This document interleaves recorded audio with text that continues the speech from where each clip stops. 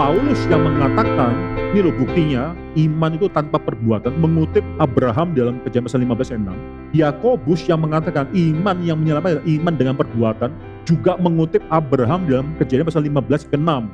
Nah, ini tambah buat orang tambah pusing. Ini maksudnya bagaimana? Kenapa dua hal yang berkontradiksi bisa mengutip satu orang yang sama?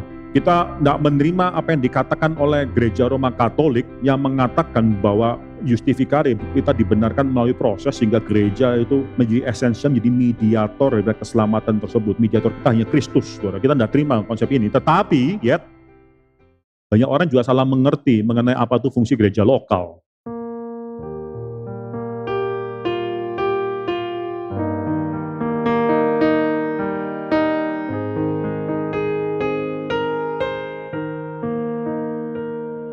Kita bersyukur untuk belas kasihan Tuhan selama lebih daripada 500 tahun ini. Gereja Tuhan bisa terus direformasikan.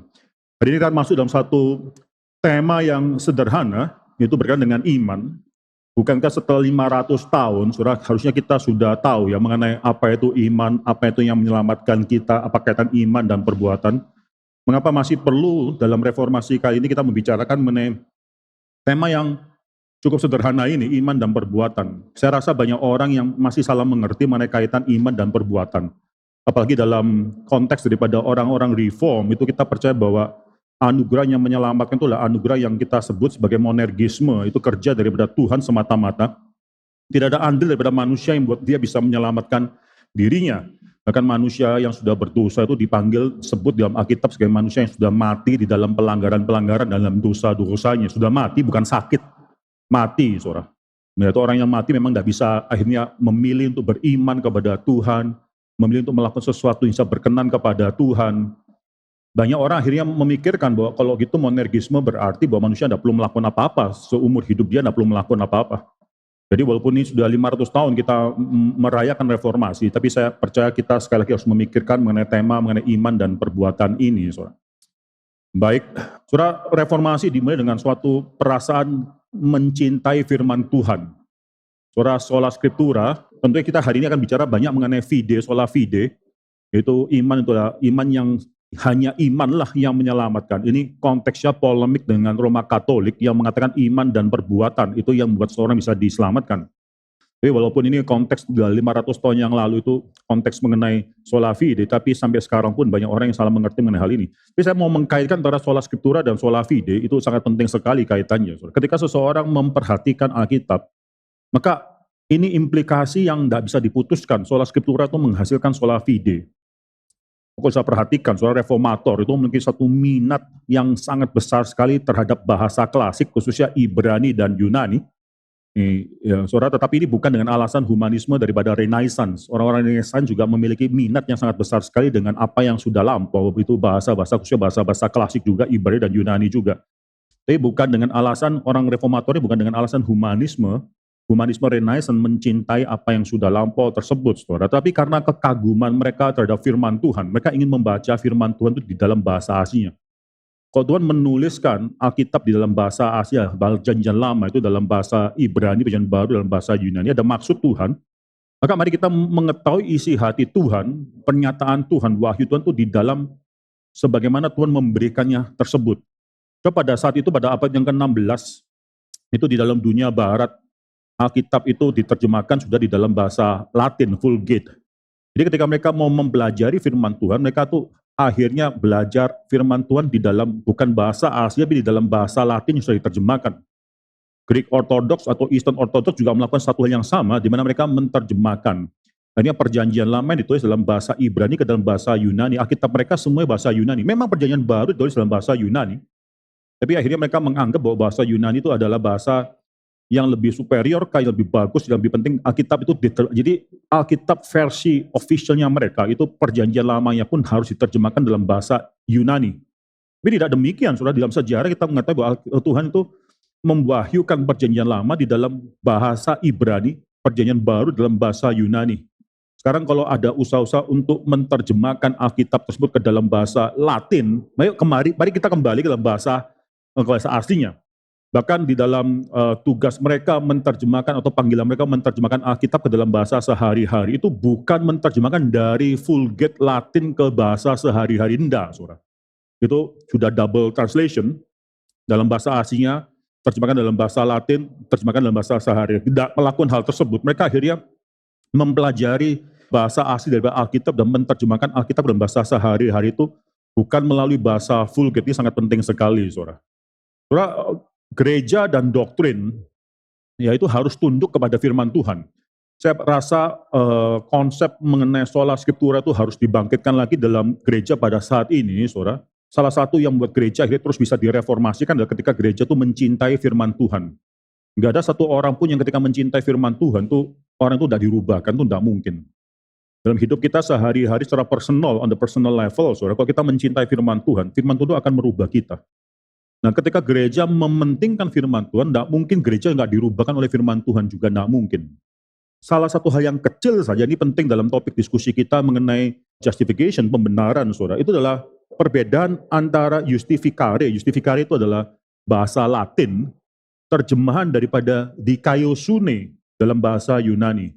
Ya, sekali lagi, saudara, justificare itu Latin, dikaiosune itu bahasa Yunani. Jadi ketika Alkitab Perjanjian Baru, tulisan-tulisan Paulus semua diterjemahkan ke dalam bahasa Latin, ini terjadi suatu translation language, saudara. Yang namanya dikaiosune ya harus diterjemahkan dalam bahasa Latinnya, justificare. Tapi ketika mereka melakukan hal ini terjadi suatu perubahan makna terhadap doktrin pembenaran ini, saudara. So, terjadi perubahan makna terhadap doktrin pembenaran ini karena pembenaran dikaiosune itu pembenaran, saudara, itu related, dikaitkan dengan pembenaran. Sekarang pembenaran dimengerti dalam bahasa Latin. Oleh karena itu, saudara, ya ini justificare sekali lagi, saudara. Artinya justificare itu artinya menjadikan benar. Seseorang itu dijadikan benar, to make righteous, dijadikan benar. Di sini kita bisa melihat ada suatu proses orang tuh semakin lama semakin benar, semakin lama semakin benar. Coba kita perhatikan doktrin pembenaran pada Agustinus, saudara. Agustinus pada abad yang kelima di gereja barat. Dia mengatakan, ya ini Agustinus juga, saudara, kita banyak berhutang kepada Agustinus, tapi dalam hal ini saya bisa mengatakan bahwa dia salah langkah, saudara. Karena dia akhirnya memiliki Alkitab bukan dalam bahasa aslinya, tapi Alkitab dalam bahasa Latin. Jadi dia katakan apa yang dapat dimengerti dari kata dibenarkan selain dia dijadikan benar. Ya, apa yang dapat dimengerti dari kata being justified selain being made righteous. Oleh dia tentu yang membenarkan orang durhaka agar dia dapat menjadi seorang yang saleh. Jadi seorang itu dibenarkan tuh melalui suatu proses. Makin lama makin benar, makin lama makin benar. Ini konsep daripada justificare, to make righteous, saudara. Saudara, kalau kita melihat pembenaran manusia itu memang adalah dari Allah, saudara, tapi kontribusi dari manusia itu sebagai suatu hal yang diharuskan. Karena ya manusia harus menanggapi proses daripada pembenaran tersebut. Ya, Tuhan bekerja bersama, ini konsep daripada Roma Katolik, Tuhan bekerja sama, cooperates dengan manusia di dalam hal pembenarannya. Saudara, keselamatan terjamin bagi mereka yang terus-menerus berusaha untuk berada dalam proses pembenaran ini. Saudara, ini penting, saudara, karena proses dalam seumur hidup yang manusia itu semakin lama semakin dibenarkan, bisa hilang atau bisa ditambah kebenaran di hadapan Tuhan. Keselamatan dijamin bagi mereka yang terus akan berusaha untuk berada dalam pembenaran atau dalam proses pembenaran ini. Bisa saja mereka melepaskan diri dari proses pembenaran ini, dan akhirnya mereka nggak diproses lebih lanjut lagi. Oleh karena itu, saudara, dosa itu dianggap sebagai satu kelemahan manusia saja yang harus diatasi melalui sakramen-sakramen. Sakramen dalam pengertian orang Roma Katolik itu diidentifikasikan itu sama dengan anugerah. Misalnya baptisan. Baptisan adalah satu sakramen yang sangat penting sekali dalam Roma Katolik.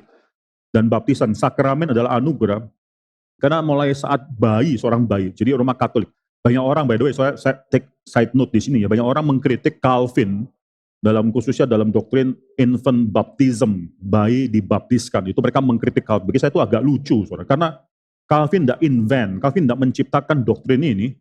Infant baptism, bayi dibaptiskan itu sudah ada bahkan sebelum reformasi. Bahkan sudah ada sejak gereja mula-mula. Justru mereka yang mengatakan orang dewasa saja yang boleh dibaptis, itu baru, saudara. Itu suatu hal ajaran baru di dalam sejarah gereja. Justru mereka yang harus membuktikan mengapa harus ada perubahan ini. Tapi kalau bayi dibaptiskan, itu adalah sudah dari sejak semula ya, gereja Roma Katolik itu membaptiskan bayi, dan ketika reformasi terjadi, dalam polemik yang terbesar, polemik doktrin yang sangat besar sekali antara Protestan dan Gereja Roma Katolik. Protestan tidak pernah menyangkali baptisan bayi dari Roma Katolik. Kalau ada orang yang convert, bertobat, memeluk iman yang evangelical, injili, dan masuk dalam Protestan, mereka tidak pernah membaptiskan ulang lagi. Tidak pernah, tidak harus. Ya walaupun dulu pernah salah, doktrin mungkin pernah tidak sama dengan Protestan, tapi Protestan itu mengakui baptisan anaknya. Ini sangat penting sekali, saudara. Sebelum kita ngomong bicara dosa, sakramen itu jadi sangat penting sekali dalam tatanan gereja Roma Katolik, karena sakramen itu yang dipakai menjadi proses untuk semakin lama menjadikan seorang itu semakin benar. Dimulai daripada seorang bayi dibenarkan terlebih dahulu, itu mendapatkan sakramen baptisan bayi, dan di sana mereka mendapatkan yaitu anugerah dari Tuhan, tapi hidupnya itu bisa jatuh bangun dan seterusnya. Maka perlu perjamuan kudus yang mengembalikan mereka kembali dalam proses pembenaran ini. Bahkan kalau mereka berdosa, mereka melakukan sakramen yang lainnya, sakramen yang kita kenal mungkin sebagai penance. Mereka akhirnya melakukan sesuatu supaya mereka kembali dalam proses pembenaran ini, saudara. Ya, kita harus terus berusaha, kita harus menerima semua sakramen ini, mengusahakan bahkan penance dan seterusnya, itu mengusahakan mereka yang berusaha terus di dalam proses pembenaran ini, mereka yang akan diselamatkan. Saudara. Dosa itu hanyalah kelemahan yang akan diatasi melalui sakramen. Terus saja kita melihat suatu graf yang sangat sederhana ini, yang bisa menggambarkan kompleksitas dari doktrin keselamatan Roma Katolik. Semua orang dimulai dari titik kelahiran, ya semua orang lahir, dimulai dengan titik kelahiran dan akan diakhiri dengan titik kematian. Saudara. Dari sini, saudara, dari titik kelahiran kematian, kita tuh mendapatkan proses semakin lama semakin dibenarkan, semakin lama semakin dibenarkan. Ya orang percaya di sini semakin benar.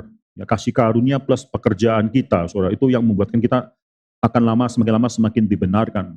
Bagaimana kita semakin dibenarkan, itu fungsi dari sakramen, saudara, itu ada beberapa fungsi, ada beberapa sakramen.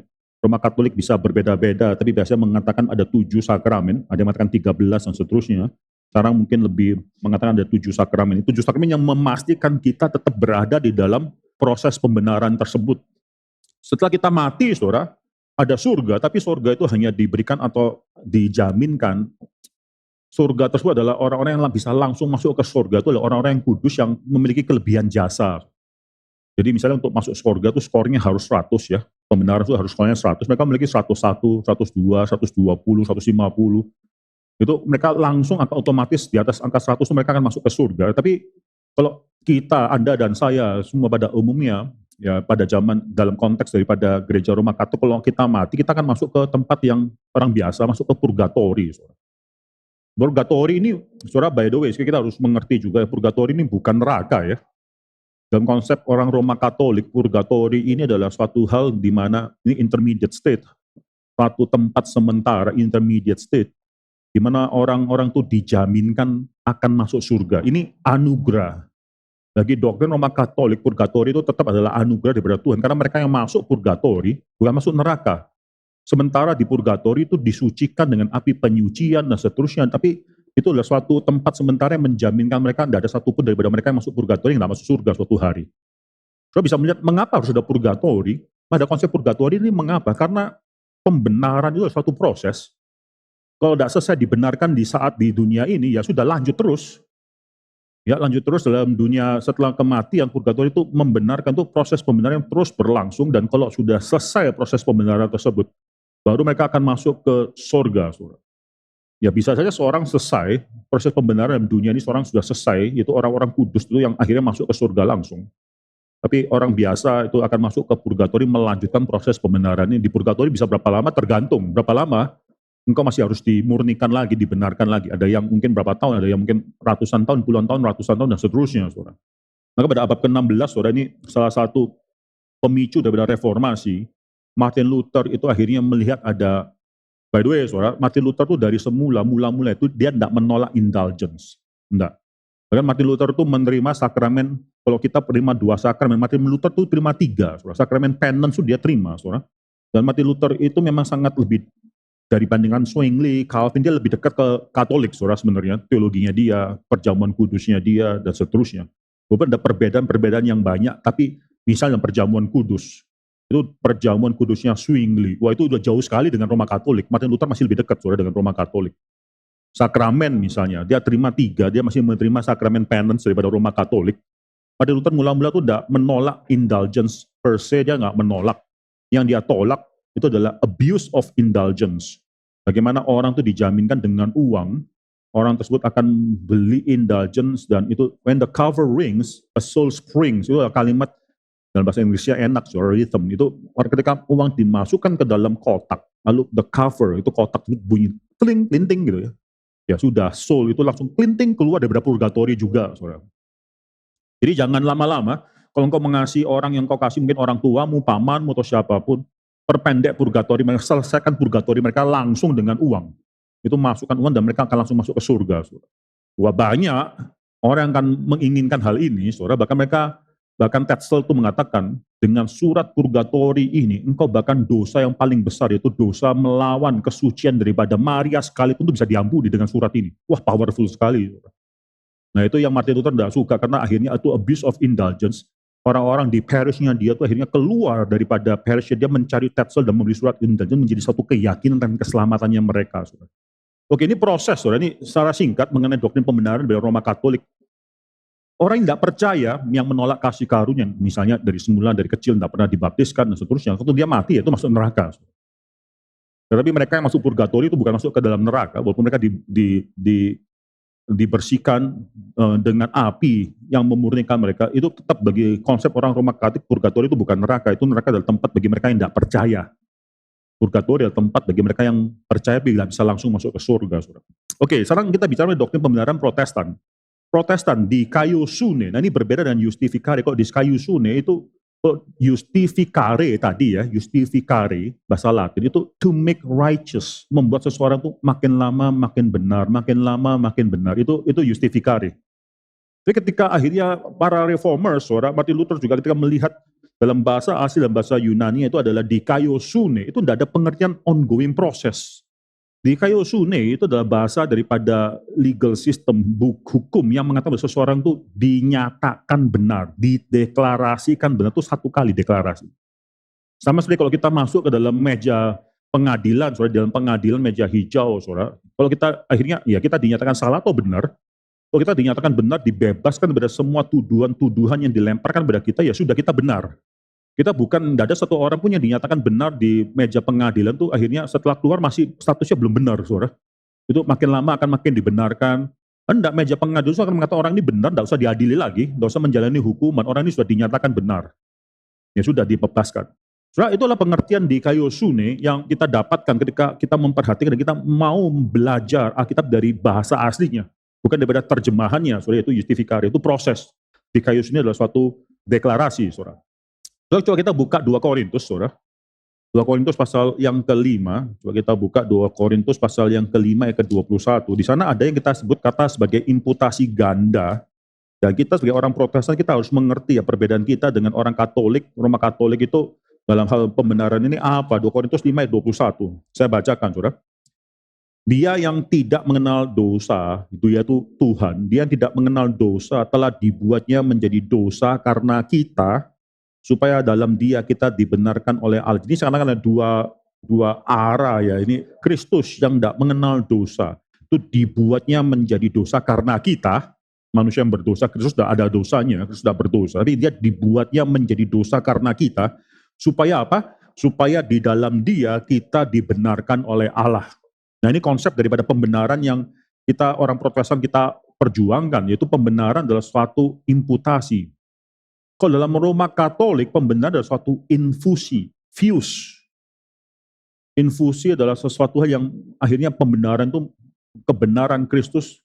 Saudara bisa tahu lah, infusi mirip kayak orang kalau sudah diinfus di rumah sakit, saudara ya. Itu cairan infus tersebut di bagian daripada darah kita, itu bagian kita, tidak bisa dipisahkan lagi. Ya, itu antara cairan infus dan darah kita.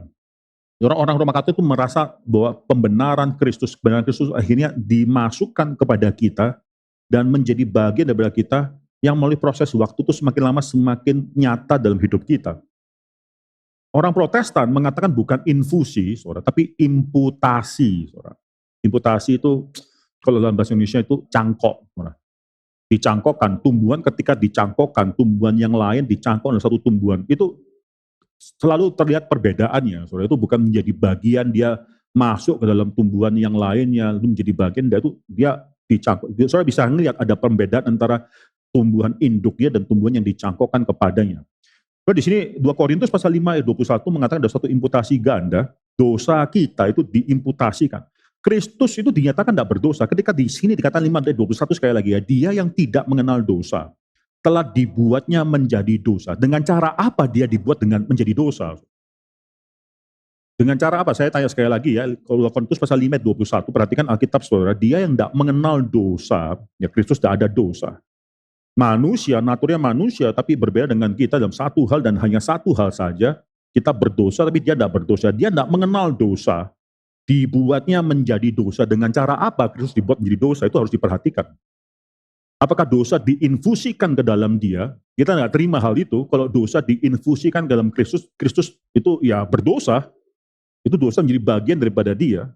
Maka dosa ini kita kenal sebagai diimputasikan, dianggap, dinyatakan, itu dideklarasikan, diimputasikan, dicangkokkan kepada dia. Kristus menjadi dosa dengan cara dosa diimputasikan. Kalau dosa diimputasikan kepada Kristus, sebagai gantinya kebenaran Kristus juga diimputasikan kepada kita. Jadi nggak ada language daripada infusion, mana dosa diinfusikan kepada Kristus, lalu kita mendapatkan infusi kebenaran Kristus. Enggak, sudah dosa kita diimputasikan kepada Kristus dan kebenaran Kristus saja diimputasikan kepada kita. Ini double imputation. Double imputation. Kebenaran Kristus yang diimputasikan kepada kita itu kita panggil sebagai kebenaran yang asing. Tidak pernah menjadi suatu hal di mana itu kita bisa katakan itu kebenaran milik kita. Tidak sudah tercampur itu, ya nggak bisa dibedakan lagi. Kebenaran Kristus tetap adalah kebenaran Kristus. Walaupun tetap diberikan kepada kita, itu bukan mengatakan bahwa itu diri kita. Itulah menjadi sesuatu yang kita produce, kita hasilkan, tidak bisa dipisahkan lagi, enggak, saudara. Maka orang Protestan menganggap ini sebagai suatu kebenaran asing, foreign righteousness. Coba kita bandingkan berapa ayat, saudara. Kejadian pasal 3. Kejadian pasal 3 mencatat bahwa Adam dan Hawa jatuh di dalam dosa, saudara. Dan saudara bisa melihat setelah mereka jatuh dalam dosa, mereka tahu, sadar, conscious bahwa mereka sudah berdosa.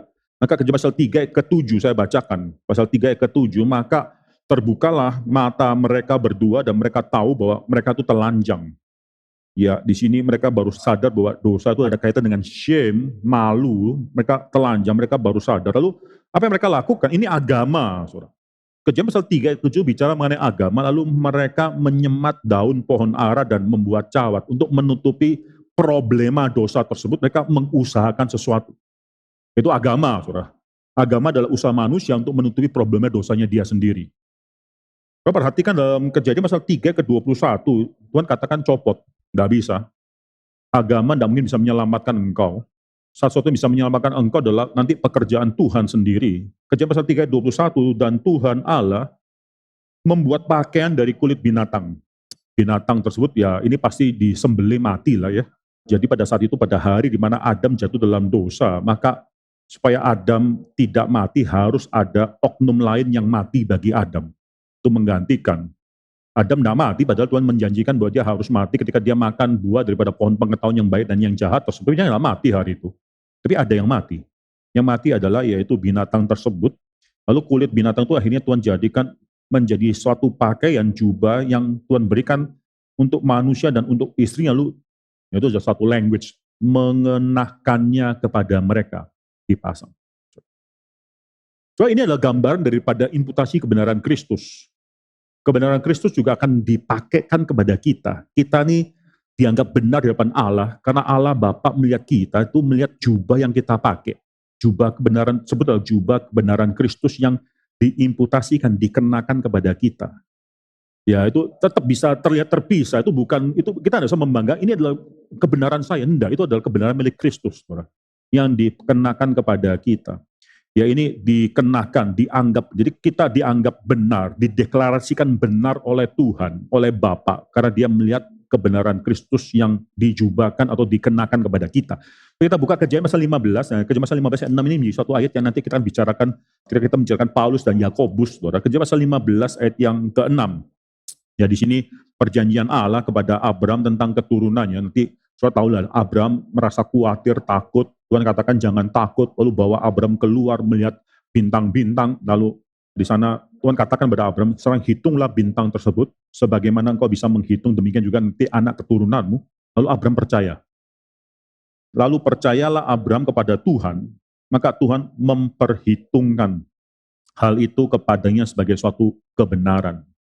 Saudara, kata memperhitungkan, menganggap, itu bukan karena Abraham sudah benar melakukan sesuatu, enggak. Tuhan pada satu menganggap, memperhitungkan itu sebagai kebenaran daripada kebenaran Abraham yang akan menyelamatkan dia. Itu kebenaran, itu percaya, diperhitung. Iman yang percaya kepada janji Tuhan itu diperhitungkan. Kamu sudah percaya, sekarang diperhitungkan. Abraham sendiri dalam hidupnya masih jatuh bangun, saudara. Masih melakukan dosa ini dan itu. Tapi Kejadian pasal 15 ayat 6 itu dia sudah dibenarkan. Dia sudah dibenarkan. Karena dia percaya, saudara.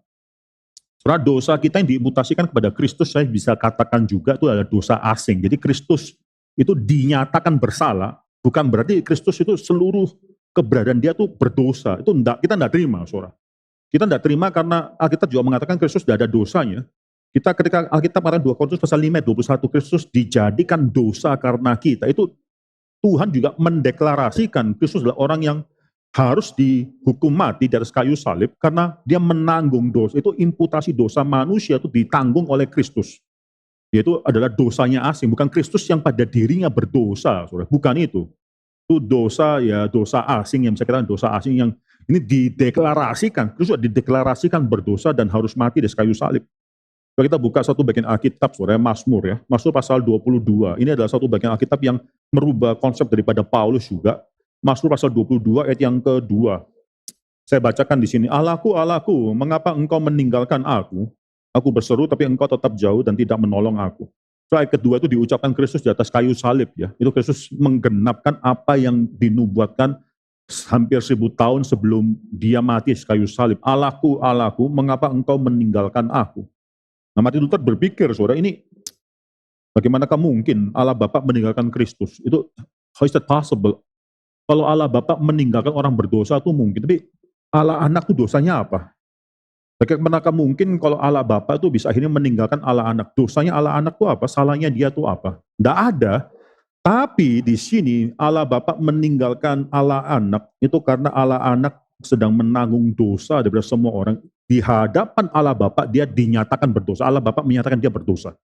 Bukan karena dia adalah orang yang berdosa di dalam dirinya sendiri, enggak. Tapi dia sedang dideklarasikan dosa karena dosa yang diimputasikan kepada dia. Ini mengerti hal ini penting bagi kita untuk bisa mengerti bahwa kita pun kalau dibenarkan oleh Tuhan itu karena dideklarasikan benar. Dan Tuhan itu mendeklarasikan kita benar karena kita menerima imputasi kebenaran Kristus. Ini imputasi ini sangat penting sekali, saudara. Maka di sini saudara ada konsep sola gratia, sola fide, solus Christus.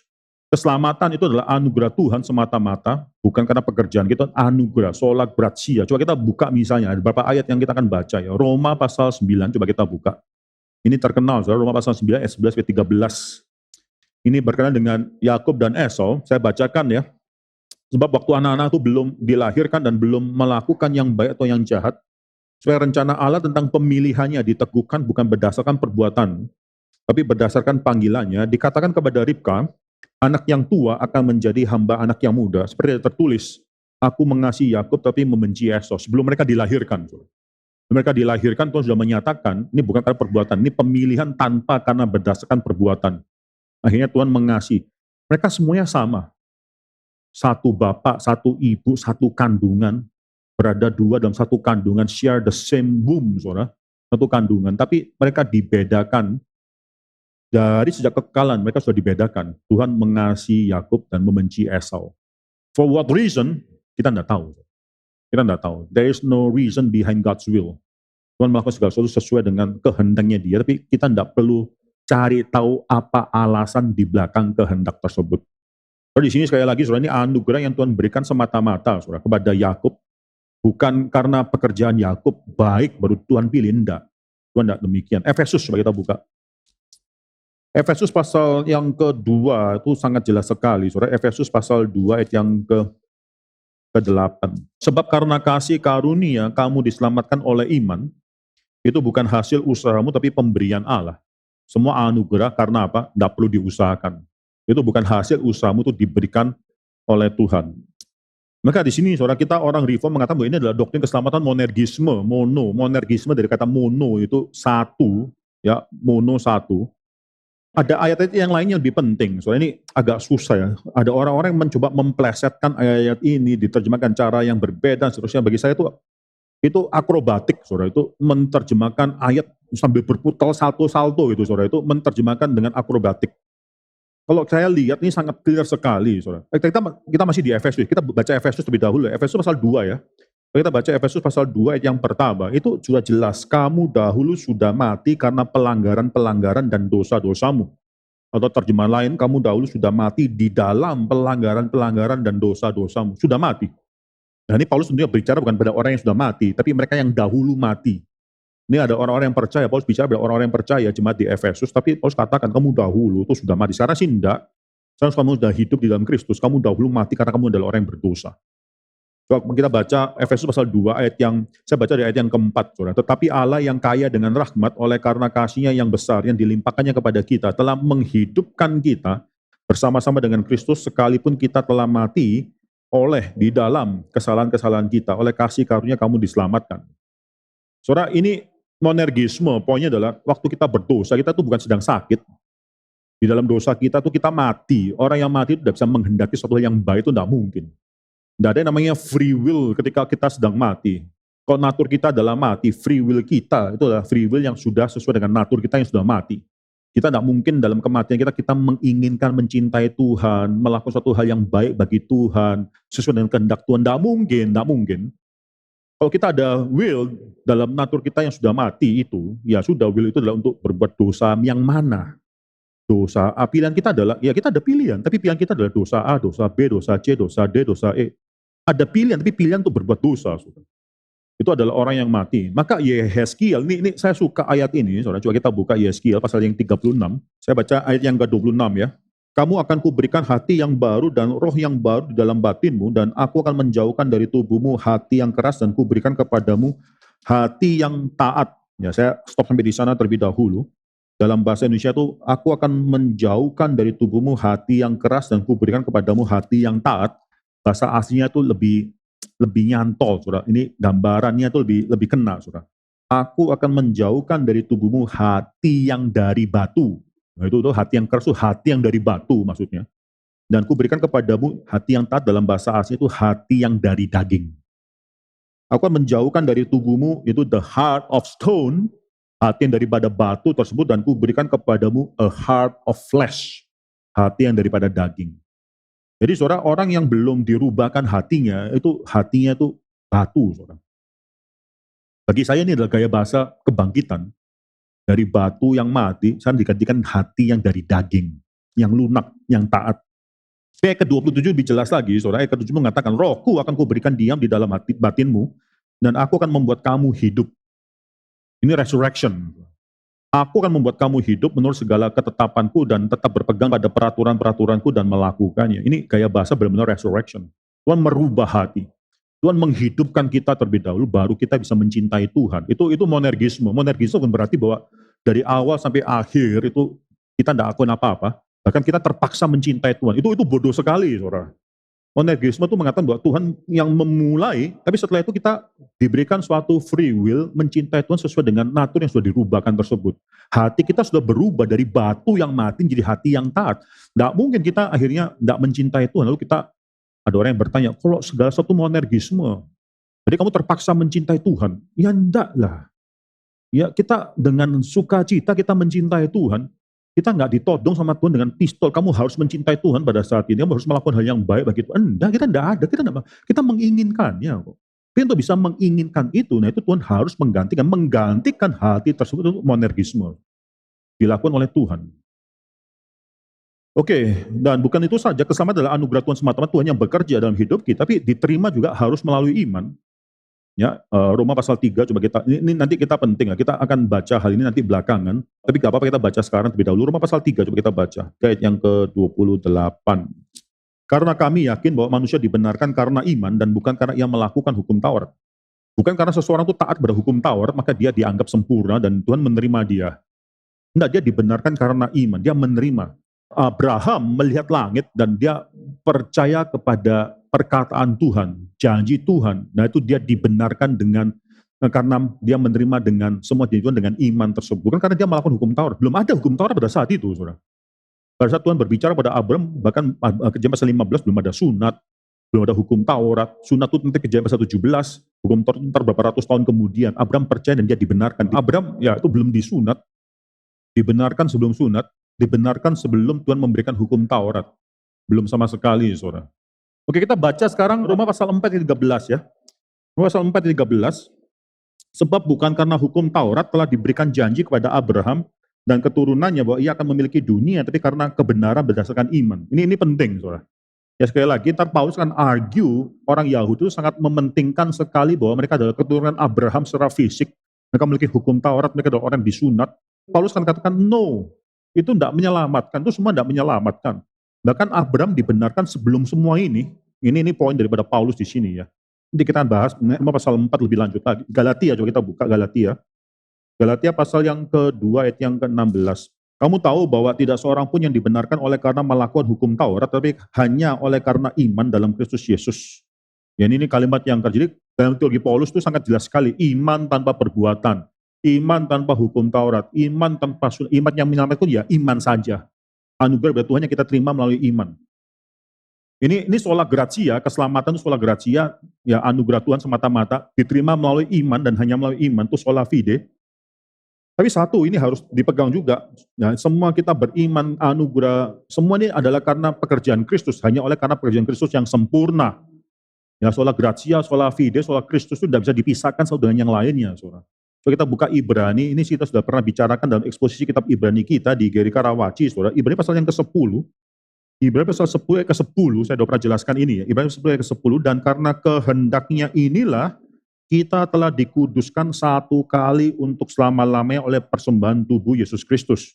Itu sempurna. Yang Kristus lakukan di kayu salib itu sempurna, kita telah dikuduskan. Ini bahasa perfect ya, perfect passive. Menjelaskan hal ini, kita selesai, kita telah dikuduskan satu kali dan untuk selama-lamanya. 10 ayat 14, kalau saudara baca di sana, sebab oleh satu korban saja, itu korban daripada Kristus, karena korban daripada pengorbanan, sistem korban daripada perjanjian lama, Lewi itu banyak sekali. Itu semua orang setiap tahun harus memberikan korban, itu terlalu banyak lah korban dalam perjanjian lama, tapi kalau kita bicara satu korban saja, itu yaitu korban perjanjian baru, korbannya Kristus. Sebab oleh satu korban saja, ia telah menyempurnakan, dia sudah menyempurnakan. Bahkan kesempurnaan kita tuh sudah selesai, ia telah menyempurnakan untuk selama-lamanya mereka yang sedang ia kuduskan. Jadi saya tidak bicara mengenai hal ini, tapi bagi saya ini dua hal yang sangat menarik sekali ya, bicara mengenai pengudusan yang sudah dikuduskan dan yang sedang dikuduskan. Itu tuh satu kekayaan teologis di dalam kedua ayat ini, saudara. Jadi kembali di sini, saudara, ini pekerjaan Kristus yang sempurna yang telah akhirnya menguduskan kita dan telah menyempurnakan kita. Sola gratia, sola fide, solus Christus ya. Ini penting semua. Oke. Kita sudah bicara mengenai hal ini, pembenaran adalah sola gratia, sola fide, solus Christus. Nah, sekarang pertanyaannya, bila semua itu adalah pembenaran kita adalah karena anugerah yang diterima oleh iman, pertanyaan adalah, lalu fungsi gereja itu apa? Yang kedua adalah, apakah peranan perbuatan baik dalam keselamatan kita? Dan hari ini kita akan mencoba membahas ini, saudara. Fungsi gereja lokal itu apa? Saya coba ambil waktu ya, sedikit untuk bicara gereja dan keselamatan, saudara. Gereja, banyak orang yang mengatakan bahwa gereja yang tidak kelihatan itu gereja yang Catholic, universal. Tapi pengakuan iman Westminster itu mengatakan bahwa gereja yang tidak kelihatan itu juga gereja yang 25.1, gereja yang Katolik atau universal. Ini 25.1 bicara mengenai gereja yang tidak kelihatan. Yang tidak kelihatan. Terdiri daripada seluruh kaum pilihan yang dulu, sekarang, dan di masa yang akan datang. Dikumpulkan menjadi satu di bawah Kristus yang adalah kepalanya dan seterusnya. 25.2 bicara mengenai gereja lokal. Gereja lokal itu gereja yang kelihatan. Geri Karawaci itu gereja lokal. Cabang yang lain itu gereja lokal juga. Ini gereja lokal. 25.2 itu mengatakan gereja yang kelihatan. Yang juga adalah atau universal. Mengapa Karena di bawah Injil. Tidak di bawah gereja yang lokal. Itu tidak di bawah hukum Taurat. Karena hukum Taurat itu hanya menganggap bahwa keturunan Abraham itu adalah umat Allah, bangsa yang lain itu bukan umat Allah. Tapi di dalam perjanjian baru, semua bangsa itu umat Allah, bisa menjadi anak Tuhan. Tidak dibatasi di bawah Injil itu tidak dibatasi hanya pada satu bangsa sebagaimana sebelumnya di bawah hukum Taurat. Jadi gereja yang gereja lokal itu adalah gereja yang di bawah Injil. Karena di sini saja kumpul beraneka ragam suku dan bangsa, bahasa, dan kita bersyukur untuk semua hal itu. Kalaupun satu gereja lokal itu adalah cuma misalnya gereja orang Jawa, semuanya orang Jawa, gereja orang Batak, semuanya orang Batak, gereja Chinese, gereja Korea, dan seterusnya, itu tetap gereja yang Mengapa? Membuktikan bahwa yang percaya dalam dibawa Injil itu bukan lagi cuma hanya satu bangsa orang Yahudi saja, tapi bangsa-bangsa yang lainnya juga. Ini maksudnya di sini, saudara. Keharusan gereja itu bagaimana dengan keharusan gereja, saudara? Maka di sini, saudara, Roma Katolik itu ada keharusan gereja extra ecclesiam nulla salus. Di luar gereja tidak ada keselamatan. Ya, ini konsep orang Roma Katolik. Bisa ada konsep tersebut karena konsep justifikarinya Roma Katolik, pembenaran Roma Katolik. Kalau orang dibenarkan semakin lama semakin dibenarkan, maka pembenaran adalah suatu proses dan dilakukan melalui sakramen yang dianggap sebagai anugerah. Bahkan nanti sampai purgatori pun tuh masih dibenarkan orang tersebut. Maka fungsi gereja itu menjadi mediator daripada keselamatan. Gereja memberikan sakramen, bukan? Gereja melakukan sakramen pengen, sakramen baptisan, dan seterusnya. Dan oleh karena itu, gereja sangat penting sekali. Kamu tidak bisa diselamatkan di luar daripada gereja. Jadi, Cyprian mengatakan kalimat ini, saudara. Dia, seseorang, ya dia, tidak mungkin bisa memanggil Allah sebagai bapaknya, yang tidak memanggil gereja sebagai ibunya. Gereja itu dipanggil sebagai ibu. Ini keharusan. Kita tidak menerima apa yang dikatakan oleh gereja Roma Katolik yang mengatakan bahwa justifikari kita dibenarkan melalui proses sehingga gereja itu menjadi esensial, menjadi mediator dari keselamatan tersebut. Mediator kita hanya Kristus, saudara. Kita tidak terima konsep ini. Tetapi, ya, banyak orang juga salah mengerti mengenai apa itu fungsi gereja lokal. Ya, Roma Katolik itu kita akhirnya menjauhi itu kayak pendulum yang swing to the other direction, sampai akhirnya juga ekstrim juga salah, saudara. Perhatikan apa yang dikatakan oleh John Calvin. John Calvin juga mengatakan gereja sebagai ibu. Dan kalau saya perhatikan, ini ada juga di dalam pengakuan iman Westminster, itu konsep extra ecclesiam nulla salus juga ada di dalam Protestan, versi Protestan tentunya. Protestan tidak mengatakan ini karena melihat gereja adalah mediator daripada keselamatan yang memberikan sakramen dan seterusnya, dan sakramen yang menyelamat, bukan. Di Protestan, Calvin juga melihat fungsi gereja itu bukan cuma suatu yang optional. Berapa banyak dalam hidup kita yang menganggap bahwa gereja itu optional. Berapa banyak dalam hidup kita yang menganggap bahwa ya kita sudah diselamatkan, sudah sempurna keselamatan kita, tidak perlulah gereja. Gereja datang ya kalau kita perlu setor muka, kita perlu merasa ada ibadah 1 minggu 2 jam. Berapa banyak kita orang Protestan melakukan kesalahan ini. Bahwa ini asing, cara gereja bergereja kita itu sangat asing dalam konsep daripada John Calvin itu sendiri. John Calvin mengatakan, saudara, tetapi karena di dalam kebodohan dan kemalasan kita memerlukan bantuan-bantuan luar untuk melahirkan, beget, menambahkan, increase iman di dalam diri kita. Tuhan telah menyediakan pertolongan tersebut yang kita perlukan tersebut, pertolongan dalam belas kasihannya untuk kelemahan kita, dan supaya pemberitaan Injil dapat terus dipelihara, dia memberikan semua ini yang kita perlukan, semua harta ini diberikan ke dalam gereja. Yang dimaksud oleh Calvin ini gereja lokal, saudara, gereja yang kelihatan.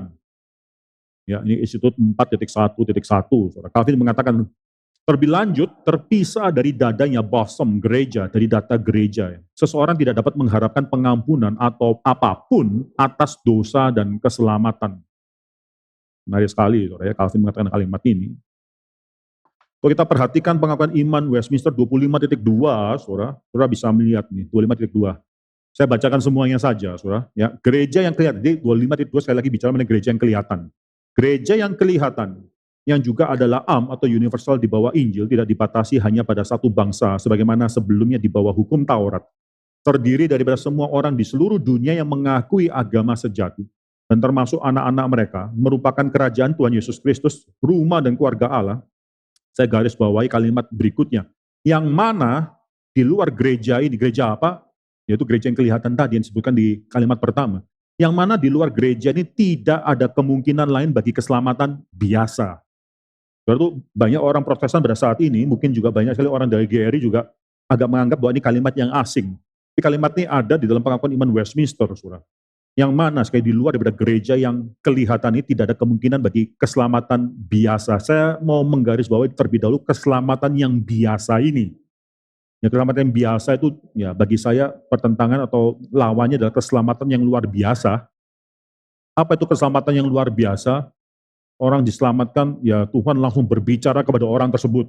Misalnya Abraham Tuhan berbicara, menampakkan diri dan memberikan iman. Itu keselamatan yang luar biasa. Tapi saya percaya di antara kita tidak ada yang akhirnya mendapatkan iman dengan cara yang demikian. Tuhan berbicara kepada kita, kita akhirnya bertobat, lalu memeluk. Enggak, kita sudah ada firman Tuhan. Ini kita bisa baca firman Tuhan, ini keselamatan yang biasa. Firman Tuhannya luar biasa, tapi kita pakai Tuhan kasih sarana dalam hidup kita.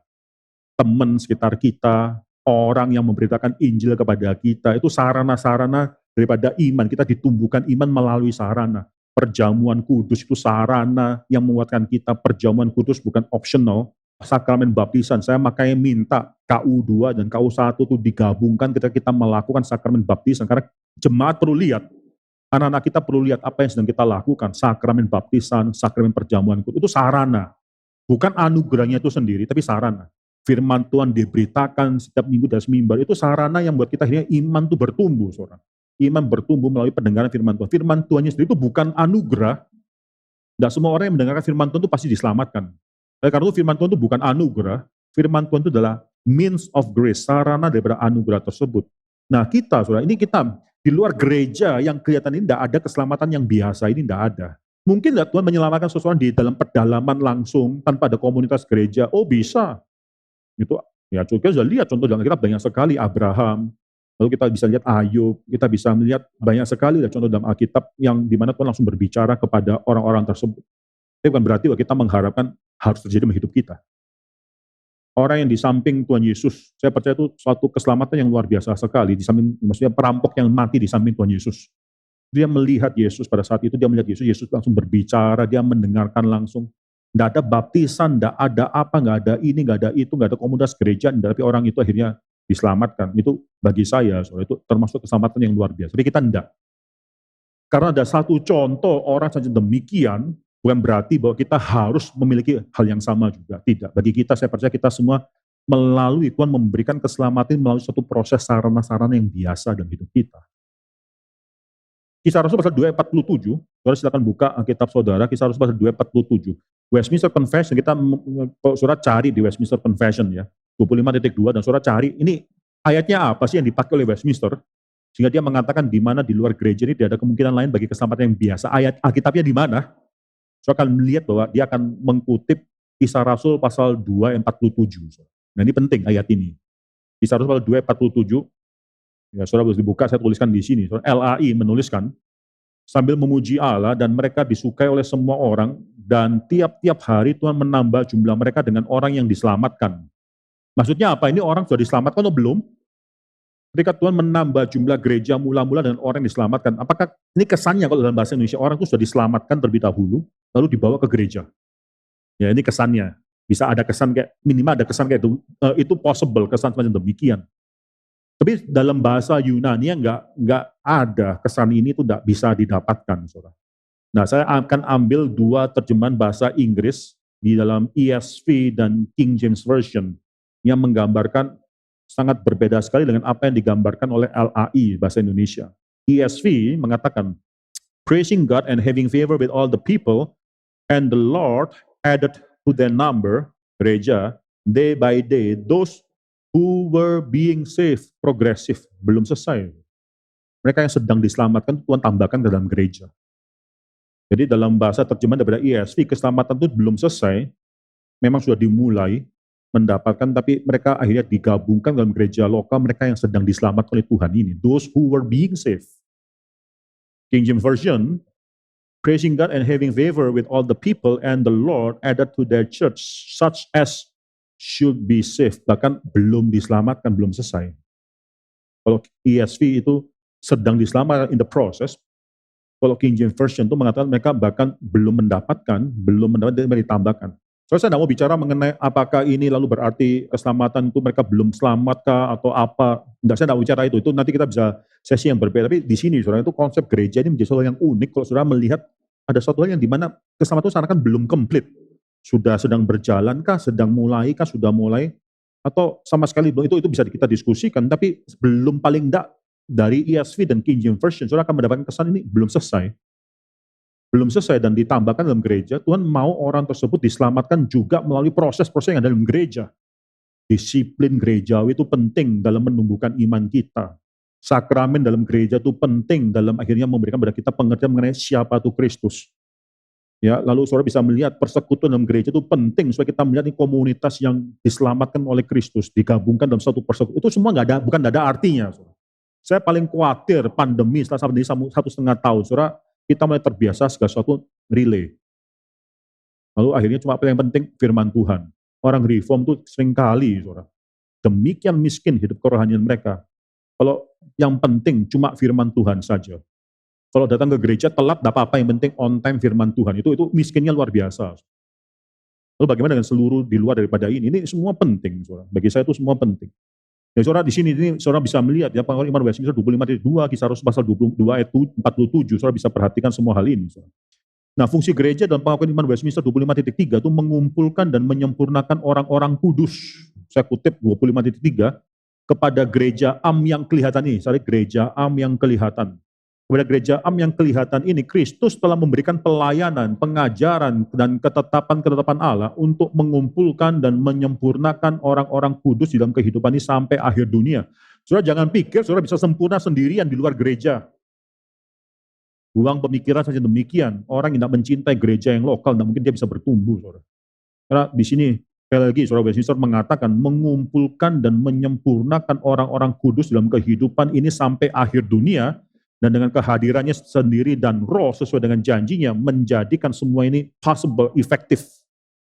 Sekali lagi, saudara, tidak ada satu orang pun yang menghina gereja lokal, yang mungkin akan bertumbuh dan disempurnakan oleh Tuhan. Tidak, Tuhan menggunakan gereja lokal untuk menyempurnakan iman orang tersebut. Bandingkan dengan Pengakuan Iman Westminster 17.3, suatu hari di dalam kelas Adult Sunday School kita akan cover semua hal ini. Tapi kalau sudah bandingkan dengan Pengakuan Iman Westminster 17.3, di sana Pengakuan Iman Westminster bicara mengenai sarana-sarana ketekunan. Kita tekun, bisa tekun. Tuhan mau kita tekun juga melalui sarana. Sarana-sarana ketekunan. 17.3, akan tetapi orang-orang kudus itu bisa terjatuh ke dalam dosa-dosa yang menyedihkan. Melalui cobaan-cobaan iblis dan dunia, kebiasaan-kebiasaan dari kerusakan yang masih tersisa di dalam diri mereka, dan mengapa seseorang itu bisa jatuh, bahkan dengan jatuh dalam dosa yang sangat besar, karena mengabaikan sarana-sarana ketekunan mereka. Dan untuk suatu jangka waktu tetap berada di dalam dosa-dosa itu yang mana menimbulkan ketidaksenangan Allah dan mendukakan Roh Kudus, menjadikan mereka kekurangan sejumlah anugerah dan penghiburan, menjadikan hati mereka dikeraskan dan hati nurani mereka terluka, melukai dan menyandung sesama. Maksudnya kalau kita jatuh dalam dosa, jangan pikir cuma kita yang impacted ya, orang lain juga kena. Ya, ketika kita berdosa dalam keluarga kita, jangan pikir cuma saya yang berdosa, saya yang kena, enggak.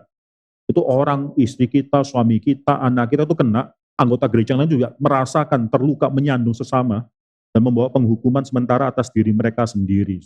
Ya. Mengabaikan sarana. Apa itu sarana-sarana? Tuhan tidak menyelamatkan kita tanpa sarana. Pengakuan Iman Westminster 25.2 ya, keselamatan yang biasa. Sarana ketekunan kita, firman Tuhan, itu sarana. Sakramen baptisan.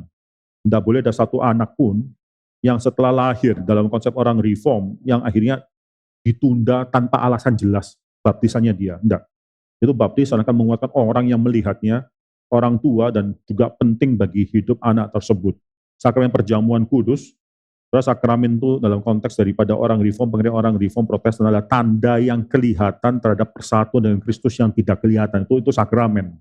Nah, kita perlu melihat itu untuk diyakini, oke, kita sudah disatukan kepada Kristus. Itu sakramen itu ada gunanya. Ya, Zwingli mengharapkan gereja itu tidak perlu sering-sering melakukan sakramen, 1 tahun 4 kali saja. Ya. Calvin mengharapkan setiap minggu ada sakramen, perjamuan kudus. Tapi ditolak oleh City Council daripada Geneva, akhirnya settle down dengan 1 bulan 1 kali, saudara. Jerry Karawaci juga melakukan sakramen 1 bulan 1 kali. Saudara merasa, wah terlalu sering. Loh, kalau demikian, saudara, ya kita yang salah mengerti mengenai konsep sakramen. Kita sakramen itu optional. Kita bersyukur waktu pandemi tahun lalu, saudara, itu gereja tutup cuma hanya 3 bulan saja. Itu kita sebenarnya sudah bingung, apalagi kita yang setiap bulan melakukan sakramen. Ini sampai kapan akan dilakukan sakramen lagi, perjamuan kudus ya. Ini 3 bulan gereja ditutup. Lalu orang mulai memikirkan bagaimana bisa melakukan sakramen dalam masa pandemi dan seterusnya. Nah, kita bersyukur setelah itu gereja terus dibuka. Bahkan kemarin PPKM ini kita tutup kalau nggak salah 1,5 bulan saja, saudara. PPKM yang terakhir kali. Saudara. Kita bersyukur untuk semua hal itu. Saudara. Saudara, kita bicara mengenai keselamatan dan perbuatan baik sekarang. Saudara. Paulus bicara iman, yang menyelamatkan adalah iman yang tanpa perbuatan. Kita jelas. Iman yang menyelamatkan, iman yang tanpa perbuatan, Yakub dan Esau, tadi kita sudah baca Roma pasal 9 ayat 11-13, yaitu Tuhan memilih, dasarnya bukan karena perbuatan mereka, Tuhan memilih. Yakub mendapatkan kasih karunia daripada Tuhan, bukan karena dia itu layak, karena dia sudah melakukan sesuatu, Tuhan merasa, oh ya orang ini harus mendapatkan sesuatu, Tuhan memilih dia, enggak. Bahkan sebelum mereka dilahirkan, sebelum mereka melakukan satu perbuatan baik atau jahat sekalipun, Tuhan sudah memilih. Itu iman tanpa perbuatan. Abraham, ya itu buka Roma, coba kita buka Roma pasal yang keempat, kita akan baca berapa hal berkenaan dengan imannya Abraham di sini. Roma pasal 4, ayat yang kedua. So, jikalau Abraham dibenarkan karena perbuatannya, maka ia beroleh dasar untuk bermegah, tapi tidak di hadapan Allah. So, perhatikan, mengapa Abraham dipilih? Bagi saya, doktrin unconditional election, pemilihan tanpa syarat, itu bukan dimulai oleh Calvin, bukan dimulai oleh Agustinus, bahkan bukan dimulai oleh Paulus, tapi sudah ada di dalam Kejadian. Ya, Tuhan memilih, ketika Tuhan memilih Abraham untuk menjadikan keturunan Abraham suatu bangsa yang besar. Kenapa pilih Abraham, orang yang mandul? Kalau Abraham adalah orang yang top chair, sekali lahir sextuplet, sekali lahir begitu banyak anak, bukan cuma twin, ya, quadruplet, sextuplet, dan setiap tahun lahir 6, 4, wah luar biasa, itu keturunan luar biasa banyak ya, saudara. Tuhan tidak lakukan itu, Tuhan pilih Abraham, orang yang istrinya mandul, dan menjanjikan suatu bangsa yang besar. Supaya apa? Abraham tidak ada nothing, tidak ada diri Abraham yang bisa dia banggakan. Tuhan, bangsa besar karena memang saya punya istri yang banyak melahirkan anak. Tidak. Ya, Tuhan akan membuat painful Abraham menantikan janji Tuhan. Bahkan sampai dia mati, dia cuma lihat 2 generasi, Ishak, Yakub, that's it. Tapi paling tidak dia bisa melihat cucu. Saudara. Roma pasal 4 ayat 2 ini mengatakan kalau Abraham dibenarkan karena perbuatannya, dia beroleh dasar untuk bermegah, tapi tidak. Ketika Abraham melihat ke langit, ke angkasa, lalu disuruh menghitung jumlah bintang, lalu dia percaya. Itu percaya sebenarnya tidak ada bukti dia bisa melakukannya. Bukan karena dia bisa melakukannya, bukan karena dia bisa melahirkan anak yang demikian. Dia akan pikir, gile ini anak gue segini banyak, keturunan segini banyak, istri gue aja lahir satu anak pun tidak bisa. Gitu ya. Tapi dia percaya. Jadi bukan karena apa yang dia lakukan, itu dia dibenarkan. Tuhan pakai cara ini untuk memberitahu pada kita, itu unconditional election, ketika dia memilih tanpa ada syarat, dia memilih berdasarkan ya satu kehendak dia saja. Abraham dibenarkan juga bukan karena dia telah disunat, tadi saya sudah katakan sunat itu Kejadian pasal 17, dan dengan setia atau dibenarkan dia setia melakukan hukum Taurat, itu ratusan tahun kemudian baru ada hukum Taurat. Roma 4 ayat ketiga, coba perhatikan di sini. Sebab apa yang dikatakan nas kitab suci, dari sini Roma pasal 4 ayat ketiga itu mengutip Kejadian pasal 15 ayat ke-6 yang tadi kita sudah baca. Lalu percayalah Abraham kepada Tuhan dan Tuhan memperhitungkan hal itu kepadanya sebagai suatu kebenaran. Kita langsung lompat lah ayat yang ke-10, saudara. Dalam keadaan manakah hal itu diperhitungkan, sebelum atau sesudah ia disunat? Ini penting. Abraham diperhitungkan sebagai orang benar itu sebelum atau sesudah sunat. Supaya sebelum sunat, ini langsung Paulus mengcounter orang-orang Yahudi pada saat itu yang mengatakan mereka membanggakan sunat, dibenarkan karena sunat. Enggak, Abraham dibenarkan tanpa sunat. Ini bapakmu secara fisik, Abraham dibenarkan tanpa sunat. Bukan sesudah sunat, tapi disunat, tapi sebelumnya. Saya tidak baca seterusnya, saudara, tapi saudara bisa melihat hal ini. Saya rasa Paulus dengan demikian brilliantnya melawan konsep orang Yahudi pada saat itu. Kita baca Efesus pasal 2, kita sudah baca ayat yang ke-8 dan 9. Saya bacakan, sebab karena kasih karunia kamu diselamatkan oleh iman, itu bukan hasil usahamu, tapi pemberian Allah, itu bukan hasil pekerjaanmu, jangan ada orang yang memegahkan diri. Do not boast yourself, bahwa engkau layak diselamatkan. Kita lompatlah ke Titus ya, coba kita baca Titus pasal 3 ayat yang ke-5. Pada waktu itu dia telah menyelamatkan kita bukan karena perbuatan baik yang telah kita lakukan, tapi karena rahmatnya oleh pemandian kelahiran kembali dan oleh pembaruan yang dikerjakan oleh Roh Kudus. Bukan karena apa yang kita lakukan. Galatia, coba kita buka Galatia, mundur sedikit. Galatia pasal yang kedua. Galatia pasal 2 ayat yang ke-16. Kamu tahu bahwa tidak seorang pun yang dibenarkan oleh karena melakukan hukum Taurat, tetapi hanya oleh karena iman dalam Kristus Yesus. Dan seterusnya. Saudara. Ini jelas, saudara ya. Yakobus, nah ini kita kalau lihat Yakobus, kita lihat ada suatu pertentangan. Iman itu harus dengan perbuatan. Kalau Paulus iman itu tanpa perbuatan, Yakobus kebalikan iman dengan perbuatan. Luther pusing dengan hal ini, saudara. Ya, Luther sangat mementingkan sekali justification. Tapi ketika dia melihat justification itu kalau dalam Paulus itu tanpa perbuatan, tapi kenapa dalam Yakobus itu dengan perbuatan? Kalau dengan perbuatan itu sangat mirip sekali dengan konteks Roma Katolik. Dia tidak mungkin bisa melakukan sesuatu perubahan doktrin kalau ternyata pada akhirnya ini sama dengan Roma Katolik. Saudara. Iman yang menyelamatkan adalah dengan perbuatan. Maka Luther itu hampir mencabut keluar Yakobus daripada Alkitab. Saudara. Mengapa ini bukan tidak seharusnya belong masuk di dalam kanon Alkitab. Tuhan tidak memperkenankan hal ini terjadi. Kita melihat berapa ayat, Yakobus pasal yang kedua khususnya ya. Yakobus pasal yang kedua, coba kita buka. Yakobus pasal yang kedua ayat ke-14. Apakah gunanya saudara-saudaraku jika seorang mengatakan bahwa ia mempunyai iman padahal ia tidak mempunyai perbuatan, dapatkah iman itu menyelamatkan dia? Perhatikan, saudara. Ya, ini langsung Yakobus katakan, mana mungkin iman itu bisa menyelamatkan kalau iman itu tidak disertai dengan perbuatan. Ayat ke-17. Demikian juga halnya dengan iman, jika iman itu tidak disertai dengan perbuatan, maka iman itu pada hakikatnya adalah mati. Ayat yang ke-18. Tapi mungkin ada seorang yang berkata, padamu ada iman dan padaku ada perbuatan. Aku akan menjawab dia, tunjukkan kepadaku imanmu itu tanpa perbuatan, dan aku akan menunjukkan kepadamu imanku daripada perbuatan-perbuatan. Ayat yang ke-20. Hai manusia yang bebal, maukah engkau mengakui sekarang bahwa iman tanpa perbuatan adalah iman yang kosong? Ini jelas sekali, saudara ya. Berbeda dengan Paulus. Yakobus pasal 2 ayat ke-22. Ya. Kamu lihat bahwa iman bekerja sama dengan perbuatan-perbuatan dan oleh perbuatan-perbuatan itu iman menjadi sempurna. Iman tanpa perbuatan tidak sempurna. Yakobus pasal 2 ayat ke-24. Jadi kamu lihat bahwa manusia dibenarkan karena perbuatan-perbuatannya dan bukan hanya karena iman. Yang mana yang benar? Manusia dibenarkan karena iman saja tanpa perbuatan atau karena perbuatan-perbuatannya juga dan bukan hanya karena iman. Menarik, kalau saya perhatikan ayat ke-21 dan 23. 21 saya bacakan, bukankah Abraham bapak kita dibenarkan karena perbuatan-perbuatannya ketika ia mempersembahkan Ishak anaknya di atas mezbah? 23 khususnya, saya bacakan, dengan jalan demikianlah genaplah nas yang mengatakan, lalu percayalah Abraham kepada Allah, maka Allah memperhitungkan hal itu kepadanya sebagai suatu kebenaran.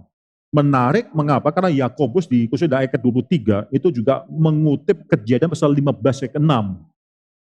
Paulus yang mengatakan, ini loh buktinya, iman itu tanpa perbuatan, mengutip Abraham dalam 15 ayat ke-6, Kejadian pasal 15 ayat 6. Yakobus yang mengatakan iman yang menyelamatkan iman dengan perbuatan, juga mengutip Abraham dalam Kejadian pasal 15 ayat ke-6. Nah ini tambah buat orang tambah pusing, ini maksudnya bagaimana, kenapa dua hal yang berkontradiksi bisa mengutip satu orang yang sama. Dari sini saudara kita bisa melihat, kita bisa menyelaraskan semuanya, justru karena kedua orang ini, itu akhirnya mengutip satu contoh iman yang sama Abraham. Mereka bukan sedang membicarakan dua hal yang berbeda. Nah ini kita harus mengerti. Saudara. Oke saya kasih beberapa hal. Saudara. Konsep yang salah ya, 50% anugerah, 50% perbuatan itu menghasilkan kita keselamatan, ini kita cross out. Nah benar. Keselamatan bukan sinergisme, sebagian daripada kita, sebagian daripada Tuhan, bukan itu.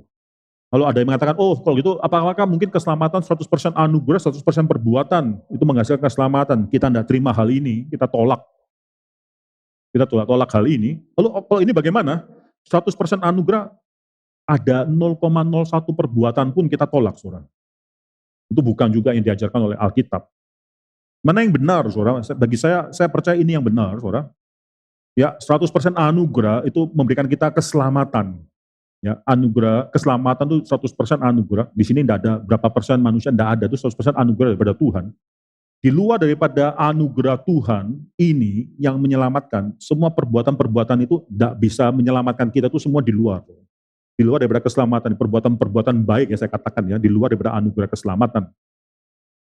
Tapi saudara, iman orang Kristen tidak berhenti di sini ketika sudah mengatakan bahwa 100% anugerah itu menghasilkan itu adalah keselamatan kita. Kita tidak berhenti di sini.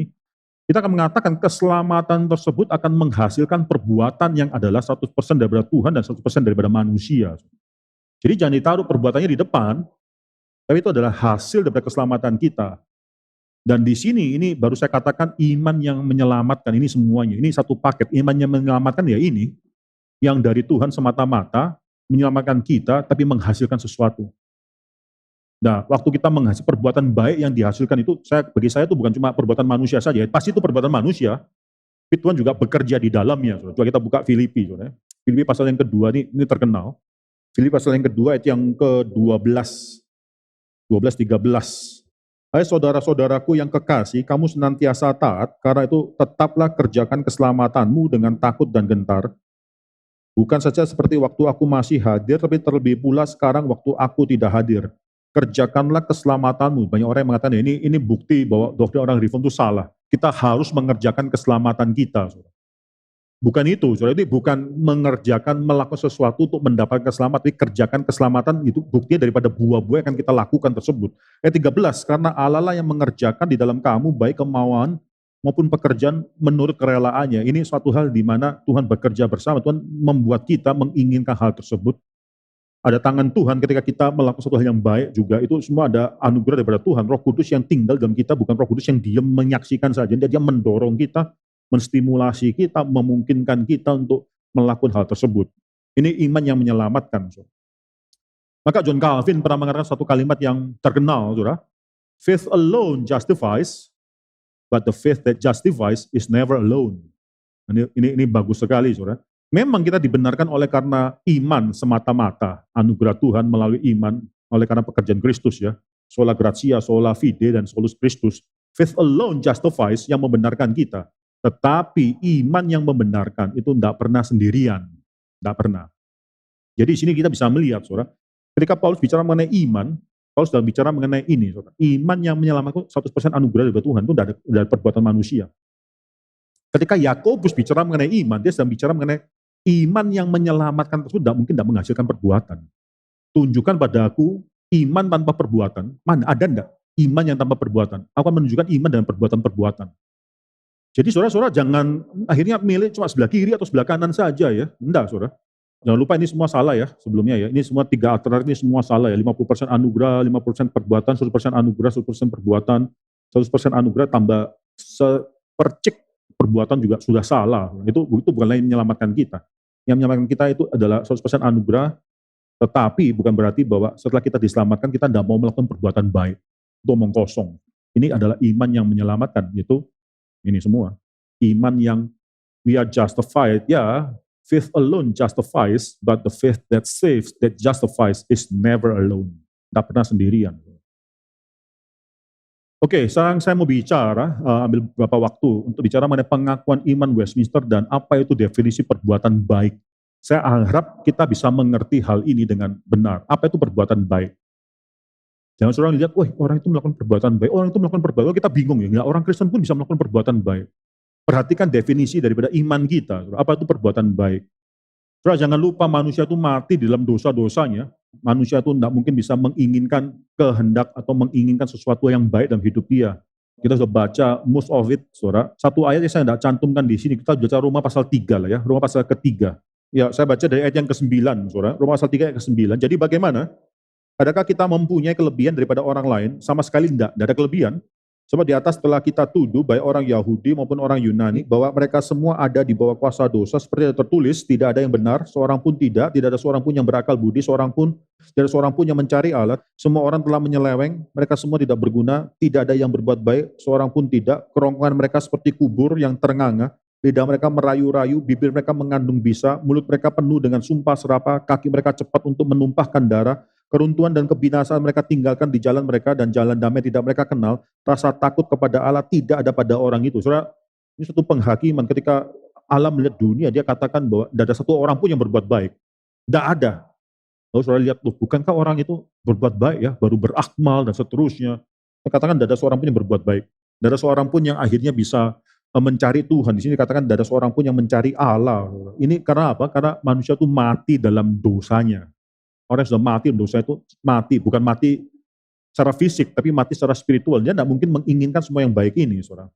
Maka manusia tidak lagi mungkin dapat mengusahakan yang baik kalau dalam doktrin daripada Agustinus, itu non posse, non pecare, tidak mungkin tidak berdosa. Manusia yang berdosa itu pasti akan berdosa.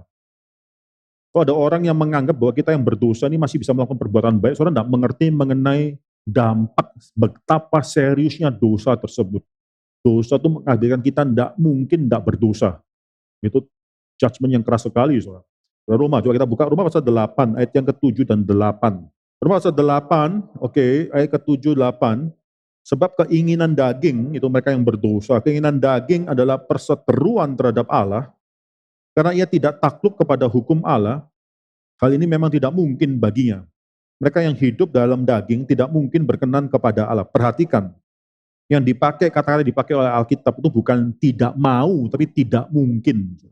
Ini bukan masalah choice, masalah inability, tidak bisa lakukan. Ya, sekali lagi, kalau ini masalah cuma free will, cuma choice, harusnya Paulus bisa menuliskan semacam demikian, sebab keinginan daging adalah perseteruan terhadap Allah, karena ia tidak takluk kepada hukum Allah. Hal ini memang karena tidak mungkin atau tidak mau baginya, dia tidak mau melakukannya. Maksudnya demikian. Ayat ke-8, mereka yang hidup dalam daging tidak mau berkenan kepada Allah. Enggak, Paulus tidak bicara mengenai hal itu. Paulus bukan bicara mengenai our will di sini. Paulus bicara mengenai our nature. Yaitu kita yang sudah mati dalam dosa itu tidak mungkin bisa melakukan hal ini. Saya sama cici saya agak beda, saudara. Saya suka duren. Cici saya tuh anti duren, saudara. Bau sedikit aja sudah lari, saudara dia. Nah, kalau saudara tanya sama dia, mau enggak duren, itu bukan masalah mau enggak mau. Mungkin enggak mungkin menyukai duren. Bagi dia sudah naturnya tuh sudah anti duren. Itu dia enggak mau karena enggak mungkin. Memang enggak, itu bukan masalah pilihan. Hari ini saya mau, hari ini enggak mau. Enggak mungkin bagi dia. Ya, saudara mengerti hal ini, saudara. Bahkan yang baik daripada manusia, dalam Yesaya pasal 64 ayat 6, coba kita buka Yesaya 64 ayat 6. Yesaya 64 ayat 6, ini adalah yang paling saleh dalam hidup kita, yang paling baik. Kain kotor, saudara. Demikianlah kami sekalian seperti seorang najis, dan segala kesalahan kami seperti kain kotor. Kami sekalian menjadi layu seperti daun, dan kami lenyap oleh kejahatan kami seperti daun dilenyapkan oleh angin. Segala kesalahan kami di hadapan Tuhan itu kain kotor. Orang yang membanggakan bahwa dia adalah orang yang baik, yang bisa mencari Allah, yang bisa melakukan perbuatan baik, adalah orang yang tidak sadar. Kain kotor sedang menghadap Tuhan yang bersih dan mengatakan bahwa saya ini adalah orang saleh. Saya ini kain yang bersih. Tuhan akan lihat sebersih-bersihnya kamu tidak sadar bahwa akulah kebersihan, standar kebersihan tersebut. Akulah standar kekudusan tersebut. Kamu tuh cuma memiliki ide mengenai kekudusan, tapi kamu bukanlah standar kekudusan tersebut. Maka daripada itu perlu ada suatu kebangkitan. Tadi kita bicara mengenai Yesaya pasal 36, 26 dan seterusnya. Sebab saya akan masuk dalam pengakuan iman Westminster 16. Pengakuan iman Westminster 16 ada beberapa butir. Ini bicara mengenai good works, perbuatan baik, saudara. Kita lihat 16.1, saudara. Definisi terlebih dahulu. Apa yang dimaksud dengan perbuatan-perbuatan baik hanyalah seperti yang telah diperintahkan Allah di dalam firman-Nya, yang kudus, dan karenanya bukan perbuatan yang tidak didukung oleh firman, yang dirancang manusia, karena semangat yang membabi buta, atau yang didasarkan pada niat baik yang palsu. Jadi kalau saudara lihat perbuatan baik seseorang, saudara lihat itu perbuatan baik diperintahkan oleh Tuhan atau tidak di dalam firman-Nya. Kalau enggak, itu bukan definisi perbuatan baik. Maka tidak heran Alkitab dalam Roma pasal 3 dan seterusnya, ayat 10 dan seterusnya itu mengatakan tidak ada seorang pun yang berbuat baik. Mereka bukan melakukan perbuatan yang sesuai dengan perintah Tuhan, sesuai dengan firman Tuhan. Mereka lakukan itu di luar perintah Tuhan, di luar daripada firman Tuhan. Definisi pengakuan iman Westminster 16.2 itu memberikan banyak definisi yang lainnya. Ada 8. Saya baca satu persatu, saudara. Perbuatan baik merupakan buah dan bukti daripada iman yang sejati. Perbuatan baik merupakan ucapan syukur daripada seorang anak Tuhan, merupakan kepastian keselamatan daripada mereka, menguatkan saudara seiman. By the way, ketiga ini penting. Ada orang yang mengatakan, saya tidak tahu, saya ini diselamatkan atau tidak. Elisa mengatakan bahwa perbuatan baik itu adalah suatu tanda bahwa kita adalah orang yang sudah diselamatkan. Kita menginginkan hal tersebut. Kita tidak mau jatuh dan kita membenci dosa. Kita mau melakukan sesuatu sesuai dengan firman Tuhan, ya, yang diperintah oleh Tuhan. Ya. Bukan perbuatan baik yang ya, saya mau menolong orang. Itu banyak orang yang dunia bisa lakukan. Ya, bukan berarti kita tidak perlu lakukan hal tersebut, tapi itu bukan jaminan keselamatan kita kalau kita hanya melakukan hal tersebut. Menguatkan saudara seiman kita, perbuatan baik itu akan menghias, memperindah, adorn pengakuan kita atas Injil. Perbuatan baik itu membungkam mulut lawan kita. Perbuatan baik itu memuliakan Tuhan, memuliakan Allah, adalah buah daripada pengudusan dan tanda daripada hidup yang kekal. Coba kita lihat, kita agak cukup panjang, Westminster 16.2. Perbuatan-perbuatan baik ini yang dilakukan dalam ketaatan kepada perintah-perintah Allah merupakan buah-buah dan bukti-bukti dari iman, sejati dan hidup. Dan dengan perbuatan-perbuatan baik ini, orang-orang percaya memperkuat kepastian akan keselamatan mereka, menguatkan saudara-saudara mereka, memperindah pengakuan akan Injil, membungkam mulut daripada para lawan, dan memuliakan Allah yang baginya orang-orang percaya adalah karyanya yang diciptakan dalam Kristus, dan dengan menghasilkan buah yang membawa kepada pengudusan mereka bisa menerima kesudahannya, yaitu kehidupan yang kekal. Oke, saudara, 16.3, kemampuan untuk melakukan perbuatan baik ini adalah daripada Tuhan.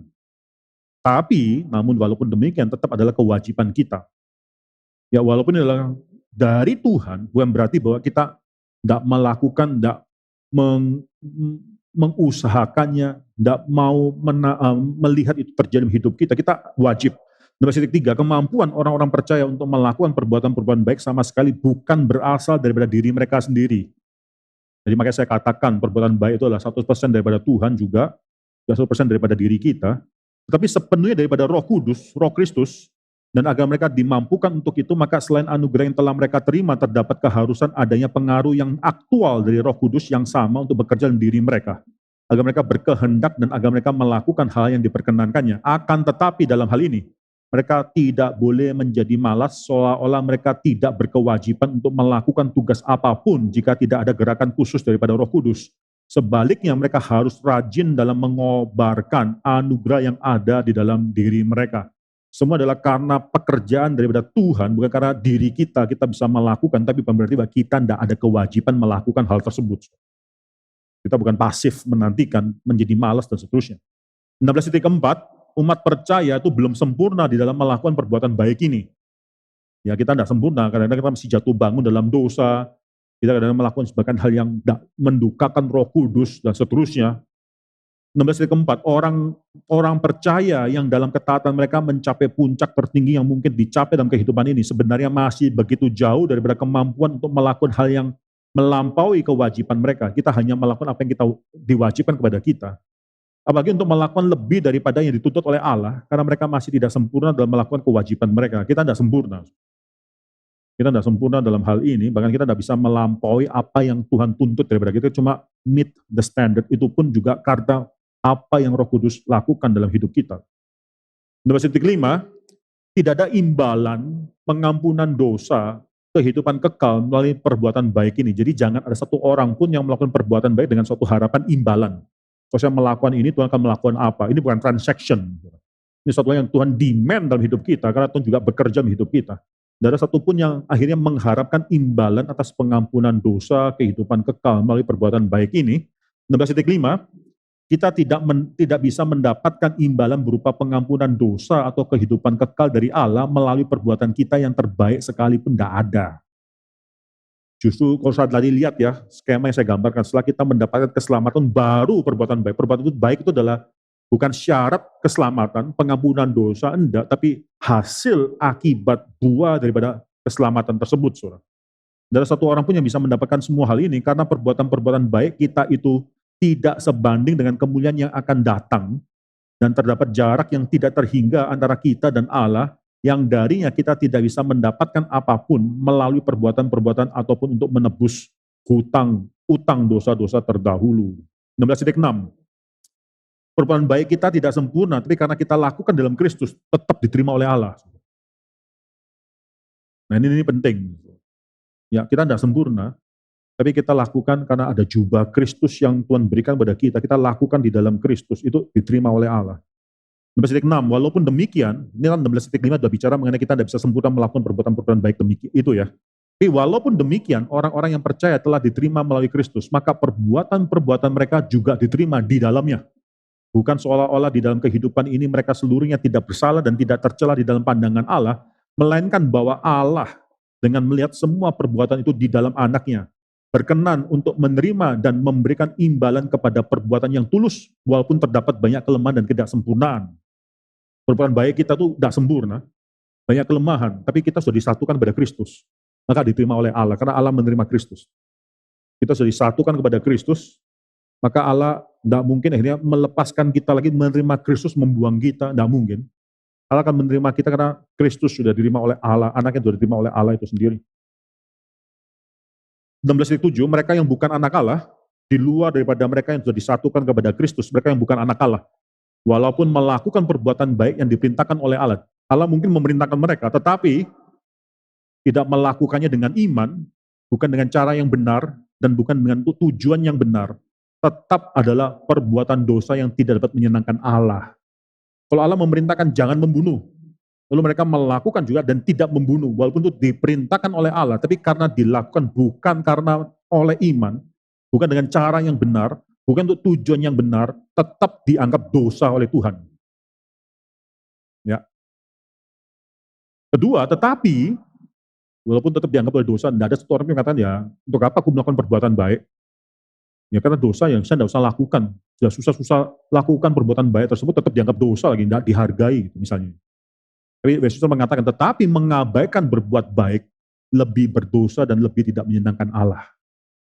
16:7, perbuatan-perbuatan yang dilakukan oleh orang-orang yang belum lahir baru, walaupun mungkin merupakan perbuatan-perbuatan yang diperintahkan oleh Allah dan memiliki manfaat yang baik bagi diri mereka dan orang lain, jangan membunuh misalnya, itu baik untuk mereka dan baik untuk society. Akan tetapi karena perbuatan-perbuatan itu bukan muncul dari hati yang telah dimurnikan oleh iman, dan juga tidak dilakukan dengan cara yang benar, yang seturut dengan firman, dan juga bukan untuk tujuan-tujuan yang benar, yaitu bagi kemuliaan Allah, maka perbuatan-perbuatan itu berdosa dan tidak bisa menyenangkan Allah, atau menjadikan seseorang layak menerima anugerah dari Allah. Akan tetapi, jika mereka mengabaikan perbuatan baik, maka tindakan ini lebih berdosa dan lebih tidak diperkenan oleh Allah. Ya, saya rasa 7 poin itu, saya tidak bicara mengenai anugerah umum, gak ada waktu bicara mengenai anugerah umum. 7 poin itu ya saudara, itu saudara bisa lihat. Kalau saudara punya Westminster, buku Westminster tersebut di rumah, nanti coba saudara perhatikan. Ini bab ke-16. Itu kita lebih advance ya, membicarakan ini dalam Adult Sunday School. One day kita akan bicara mengenai hal ini, saudara. Mengenai good works. Tapi saudara bisa lihat, baca-baca, butir-butir, pelajari, dan bahas juga apa yang dibicarakan oleh Williamson di sana, saudara. Ya mungkin sampai di sini saja, saudara, berkenan dengan iman dan perbuatan baik ini. Kita nanti ada sesi tanya jawab. Mari kita tundukkan kepala terlebih dahulu dan kita berdoa pada saat ini. Bapak ini serahkan apa yang sudah kami bicarakan ini ke dalam tangan Tuhan. Kami berdoa supaya Tuhan memberikan kepada kami suatu pengertian yang lebih mengenai apa yang menjadi panggilan kami. Kami dipanggil untuk menjadi umat Tuhan. Kami menerima iman, kami menerima anugerah, bukan karena perbuatan baik kami diselamatkan.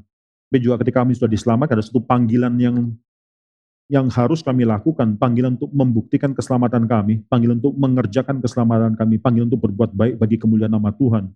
Ya Tuhan, kami berdoa khususnya untuk kami yang sudah mengikuti seminar ini, untuk kami yang di ruangan ini maupun yang mengikuti lewat daring. Tuhan tambahkan iman, Tuhan berikan pada kami suatu pengertian lebih sempurna lagi, dan Tuhan berikan pada kami suatu kerinduan. Tuhan terus bangkitkan kerinduan-kerinduan dalam hidup kami untuk melakukan perbuatan-perbuatan baik bagi Tuhan, yang dilahirkan oleh karena iman yang menyelamatkan kami, yang kami lakukan untuk kemuliaan Tuhan. Kami serahkan sesi ini dan juga nanti tanya jawab selanjutnya dalam tangan Tuhan. Dalam nama Tuhan Yesus Kristus kami serahkan semua ini. Amin.